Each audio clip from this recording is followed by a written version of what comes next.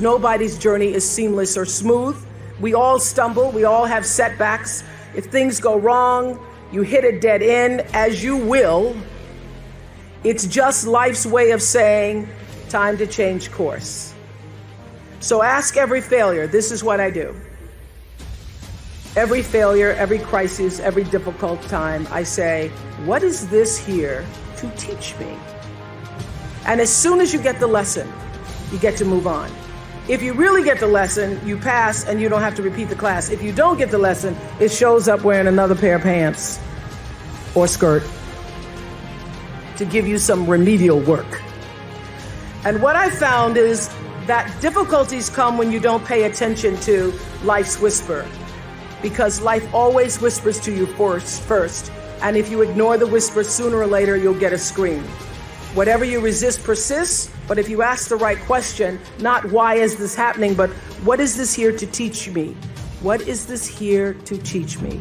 It puts you in the place and space to get the lesson you need. My friend Eckhart Tolle, who's written this wonderful book called A New Earth, it's all about letting the awareness of who you are stimulate everything that you do. He puts it like this. He says, don't react against a bad situation, merge with that situation instead, and the solution will arise from the challenge. Because surrendering yourself doesn't mean giving up, it means acting with responsibility. Okay, many of you know that, as President Hennessy said, I started this school in Africa. And I founded the school where I'm trying to give South African girls a shot at a future like yours, Stanford. And I spent 5 years making sure that school would be as beautiful as the students. I wanted every girl to feel her worth reflected in her surroundings. So I checked every blueprint, I picked every pillow, I was looking at the grout in between the bricks, I knew every thread count of the sheets, I chose every girl from the villages, from 9 provinces, and yet last fall I was faced with a crisis I'd never anticipated. I was told that one of the dorm matrons was suspected of sexual abuse. Well, that was, as you can imagine, devastating news. First I cried, actually I sobbed for about a half an hour, and then I said, let's get to it. That's all you get, is a half an hour. You need to focus on the now, what you need to do now. So I contacted a child trauma specialist. I put together a team of investigators. I made sure the girls had counseling and support. And Gail and I got on a plane and flew to South Africa. And the whole time I kept asking that question, what is this here to teach me? And as difficult as that experience has been, I got a lot of lessons. I understand now the mistakes I made because I had been paying attention to all of the wrong things. I built that school from the outside in, when what really mattered was the inside out. So it's a lesson that applies to all of our lives as a whole. What matters most is what's inside. What matters most is the sense of integrity, of quality, and beauty. I got that lesson. And what I know is that the girls came away with something too. They've emerged from this more resilient and knowing that their voices have power. For other people's children, what they were not able to do for their own boy. The lesson here is clear, and that is if you're hurting, you need to help somebody else ease their hurt. If you're in pain, help somebody else's pain. And when you're in a mess, you get yourself out of the mess, helping somebody out of theirs. And in the process, you get to become a member of what I call the greatest fellowship of all, the sorority of compassion and the fraternity of service.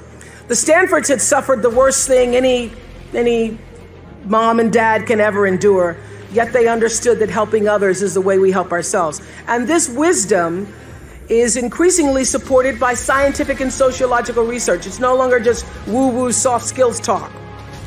There's actually a helper's high, a spiritual surge you gain from serving others. So if you want to feel good, you have to go out and do some good. But when you do good, I hope you strive for more than just the good feeling that service provides, because I know this for sure, that doing good actually makes you better. So whatever field you choose, if you operate from the paradigm of service, I know your life will have more value and you will be happy. I was always happy doing my talk show, but that happiness reached a depth of fulfillment, of joy that I really can't describe to you or measure when I stopped just being on TV and looking at TV as a job and decided to use television, to use it and not have it use me, to use it as a platform to serve my viewers. That alone changed the trajectory of my success. So I know this, that whether you're an actor, you offer your talent in the way that most inspires art. If you're an anatomist, you look at your gift as knowledge and service to healing. Having compassion for other people is at the top of that list. I would say commitment is at the top of that list. And also a spirit of constructive engagement. And by compassion, I don't just mean sympathy. It certainly isn't pity. It's being present, and it's also feeling with other beings. You know, during the years of the Oprah show, I interviewed over 37,000 people one-on-one. So whenever I'm telling my girls anything and they say, they start rolling their eyes, I go, I'm the only person you're going to talk to is talk to 37,000 people. So if I were you, I would pay attention. But during all those years of talking to over 37,000 people one-on-one, I could feel what they were feeling so strongly. Sometimes it made me sick, literally. So I had to learn how to feel how others were feeling, feel with others, which is what it means to be compassionate, to feel with others without taking in all of their stuff. Being compassionate means I feel with you. It is one of the greatest qualities in the world to have if you're going to be majoring in what it takes to be a great human being. I feel with you.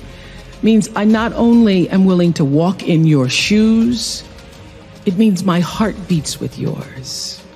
It means I see myself in you. It means I may not have shared that circumstance, but I know what heartbreak feels like. I know what pain feels like, and all pain is the same. It means I can feel your will to want to do better and be better. And I feel and I am with you. In spite of everything that's happened to you, I feel your need to rise. I want to help you rise. I want to rise with you.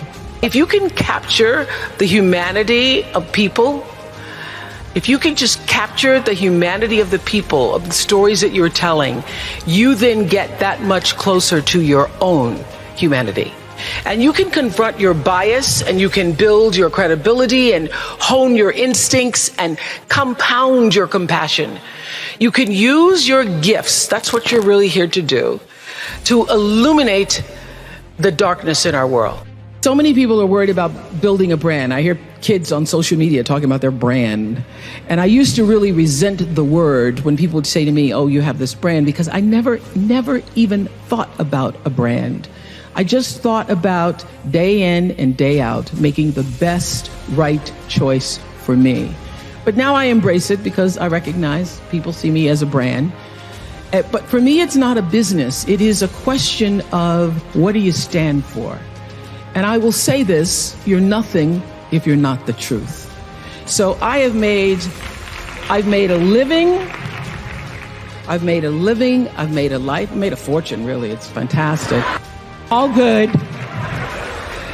from being true to myself. And that's if I could leave you with any message today, that is it. The biggest reward is not financial benefits, though it's really good. You can get a lot of great shoes. Nothing wrong with great shoes. But those of you who have a lot of shoes know that having great shoes and a closet full of shoes or cars or houses or square footage doesn't fill up your life. But living a life of substance can. Substance through your service, your offering of your whole self. And the baseline for how do you live a life of substance is whatever is the truth for you. What do you stand for?